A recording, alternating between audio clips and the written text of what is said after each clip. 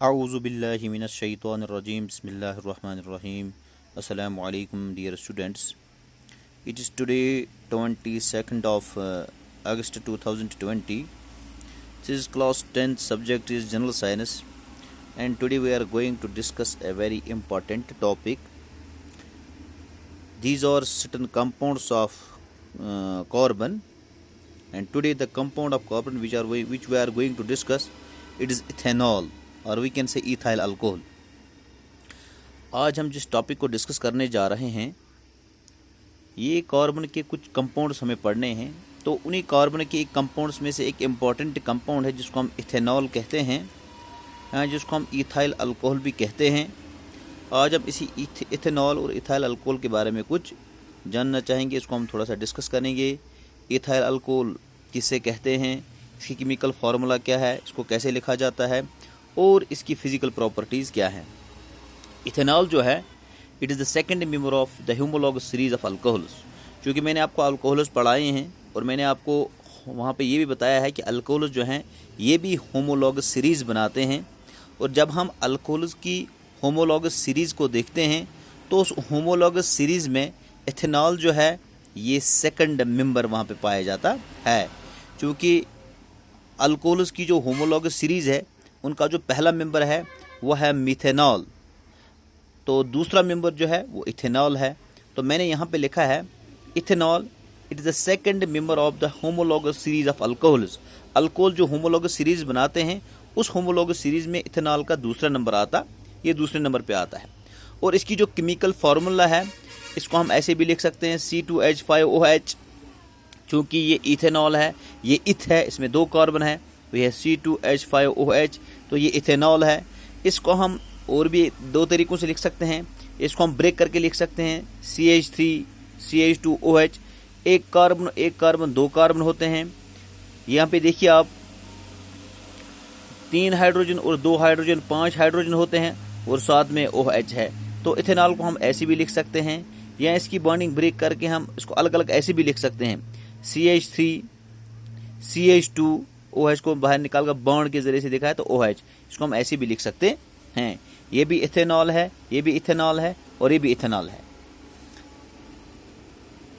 जो अल्कोहल बहुत ज़्यादा कॉमनली इस्तेमाल होता है वो यही इथेनॉल होता है। It is most commonly used alcohol. जो अल्कोहल ज़्यादातर इस्तेमाल आजकल किया जाता है या जिस अल्कोहल का ज़्यादा इस्तेमाल होता है वो मिथेनॉल नहीं, प्रोपेनॉल नहीं, ब्यूटेनॉल नहीं, वो ज़्यादातर इथेनॉल ही होता है।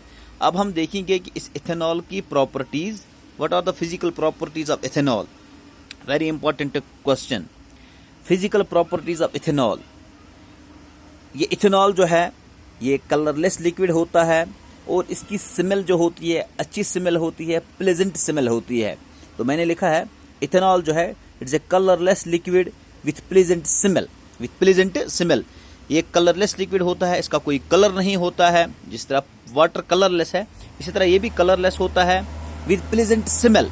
और इसकी जो स्मेल है, इसकी जो बू है, इसकी स्मेल अच्छी होती है, इसकी बू अच्छी होती है। और जब कभी कभार हम इसको जलाते हैं इसका बर्निंग टेस्ट भी होता है। बर्निंग टेस्ट का मतलब जब हम इसको जलाते हैं तो जलते वक्त जब ये इथेनॉल जलता है तो एक वहाँ पे एक स्मेल निकलती है, तो इसको बर्निंग टेस्ट भी होता है। तो हम कहेंगे इथेनॉल जो है it's a colourless liquid with pleasant smell and burning taste. आप लिख सकते हैं एक प्रॉपर्टी। दूसरी फिजिकल प्रॉपर्टी इसकी ये है, it's A volatile liquid with low boiling point. Volatile liquid हम उसको कहेंगे जो लिक्विड बहुत आसानी से कन्वर्ट गैस में हो जाता है, जो लिक्विड गायब हो जाता है। जिस तरह हमारे पास LPG गैस है, अगर वो LPG कहीं नीचे गिरता है तो नीचे गिरने के साथ ही वो हवा में ख़त्म हो जाता है, हवा में गैस में तब्दील होके एकदम ख़त्म हो जाता है, दिखता नहीं है। तो हम कहते हैं इसको ये वोलेटाइल है। इसी तरह ये इथेनॉल जो है, ethanol is a volatile liquid, ये भी वोलेटाइल लिक्विड है। और इसका जो बॉइलिंग पॉइंट है बहुत कम है, 78 डिग्री सेंटीग्रेड, या आप इस सेंटीग्रेड को केल्विन में कन्वर्ट कीजिए, दैट इज 351 केल्विन। तो दूसरी फिजिकल प्रॉपर्टी जो इसकी है वो है कि इथेनॉल जो है ये वोलेटाइल लिक्विड है और इसका बॉइलिंग पॉइंट बहुत कम होता है, 78 डिग्री सेंटीग्रेड और 351 केल्विन। तीसरी फिजिकल प्रॉपर्टी इसकी ये है, it is lighter than water. ये पानी से हल्का होता है, it is lighter than water. और चौथी प्रॉपर्टी इसकी ये है कि ये पानी के अंदर किसी भी प्रोपोर्शन में मिलता है, ये पानी के अंदर मिक्स हो जाता है, पानी के अंदर मिसिबल है, ये पानी के अंदर किसी भी प्रोपोर्शन में किसी भी मकदार में मिल जाता है। क्यों ये पानी के साथ हल हो जाता है? अगर ये लाइटर देन वाटर है, लेकिन इस पानी में क्यों हल होता है? It mixes with water in any proportion, ये किसी भी प्रोपोर्शन में किसी भी मकदार में पानी के साथ हल हो जाता है। अगर ये लाइटर देन वाटर तो पानी में हल क्यों होता है? It mixes with water due to the presence of OH group, due to the presence of hydroxyl group, क्योंकि इथेनॉल के अंदर OH ग्रुप होता है। इस OH ग्रुप होने की वजह से यही OH ग्रुप इसको मिक्स करता है किसके साथ? पानी के साथ। Because these are the functional groups which decides the chemical properties of these compounds. ये जो जिस कंपाउंड के अंदर हमें ये फंक्शनल ग्रुप पाया जाता है, यही फंक्शनल ग्रुप इस कंपाउंड की जो है फिजिकल केमिकल प्रॉपर्टीज को डिसाइड करता है।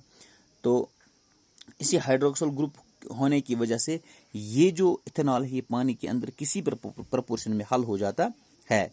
इथेनॉल, जिस इथेनॉल के अंदर 5% पानी होगा उसको हम कहते हैं rectified spirit.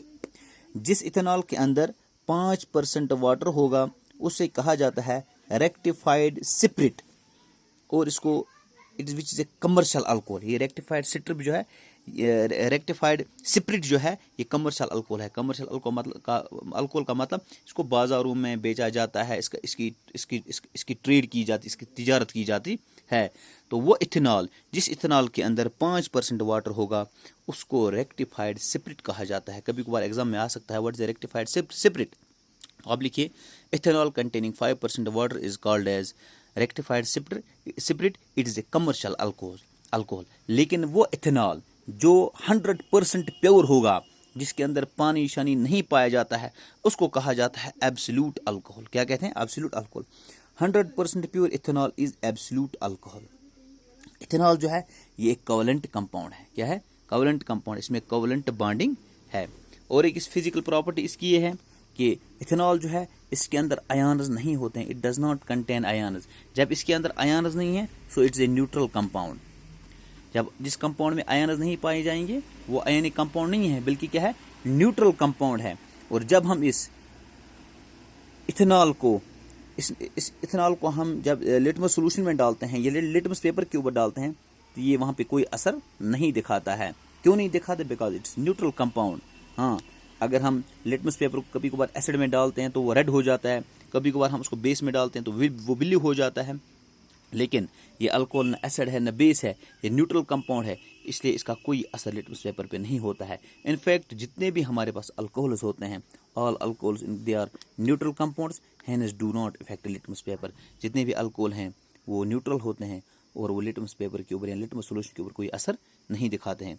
This was all about the ethanol and physical properties of ethanol.